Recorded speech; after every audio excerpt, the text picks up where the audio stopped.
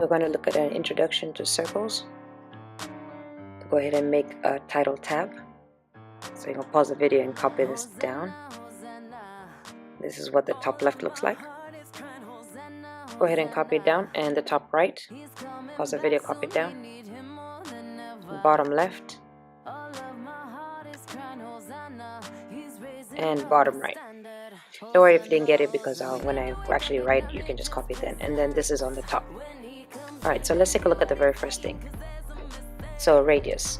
Radius is the distance from the center of the circle outwards. So draw a dot in the center of the circle, and it's a distance from the center outwards. So from the center out, that's the radius. The listening check, color in radius. So from center out, that's the radius. From the center out, that's the radius.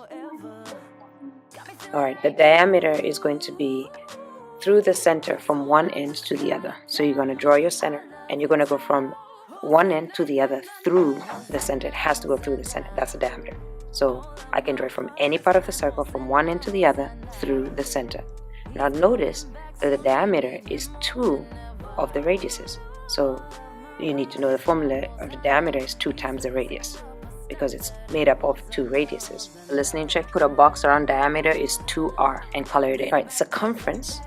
Circumference is the distance around the circle. It's really what the perimeter is. You know how in any other shape the perimeter is the distance around the shape? Well, we have a special name for a circle, and it's the distance around the circle called circumference. As a listening check, color in the word perimeter. If you go to your formula sheet, there's actually a formula that helps you find circumference, and it can be written in 2 ways, either pi times diameter or 2 times pi times the radius. So because diameter is 2 times the radius, that's why it can be written both ways. Alright, the other thing we need: inside, outside, and on. A, inside, so anywhere inside the circle is inside. B, outside, so anywhere outside the circle is outside. And then C, on the circle, anything on the circle is C. You just need to know what's inside, outside, and on. I'm just making sure that I don't leave anybody behind. Alright, let's take a look at some lines. Part of the circumference. So there's a circumference, so part of it. So part of it, so I'm just going to draw a line that's part of the circumference, so it lies on the circle. Part of it is called an arc. So if you were going to label it, so let's call it C and D, you would say the measure of arc C. This is a listening check. Color in the notation, measure of C. Okay, line from one point of the circle to another. So from one point to another, but not through the center, is called a chord. So a diameter is a special kind of chord, basically. And you label that, say, EF, just like you would a line. Okay, just touches the circle as it passes is called a tangent. It just touches the circle, doesn't go through it, just touches it. It's called a tangent. This is a listening check. Color in the words just touches. Okay, and then it's just very important that you realize that you just follow the letters. Whenever you're reading or writing them, just follow the letters. So it says arc CD, you start at C, then you go to D. Alright, let's take a look at slices.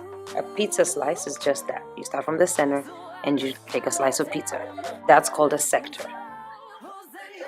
A slice made by a chord. So remember, what is a chord? A chord is one part of the circle to the other, not through the center. That's a chord. That's called a segment. As a listening check, underline the word segment. Okay, then half a circle is called a semicircle. So semicircle, half a circle. A quadrant is called a quarter of a circle. Okay, and the final thing is that every circle always adds up to 360 degrees. Every circle always adds up to 360 degrees. So let's say I cut a circle like this, and I have 60 degrees, 80 degrees, 100 degrees, and 65 degrees. And I was asked to find the missing piece. Well, I know it all adds up to 360, so I'll take a calculator, and I would say 360, subtract all the other ones that I have, and that would give me 55 degrees, because every circle always adds up to 360 degrees. So with that being said, a semicircle, which is half a circle, is going to mean it's half of 360, which is 180, and a quadrant is going to be a quarter, which means it's going to be 90 degrees. Okay, just a few formulas that we're going to need, and you get these right out of your formula sheet. Okay, so we've already done circumference, so we'll take a look at area. Area is pi r squared. So pi times the radius squared. Listening check, color in C equals pi d is 2 pi r theta over 360 degrees. And when we get to this, I'll show you how to use the formulas. Just writing them down for right now. The area of a sector is pi r squared theta over 360 degrees. And the equation of a circle is parentheses x minus h close parentheses squared plus open parentheses y minus k close parentheses equals r squared, where h comma k is the center of the circle and radius is the radius. Okay, so that's pretty much it for the introduction. So this is the introduction to circles, and then we're going to take a look at it a little bit more in detail as we go. Let's practice.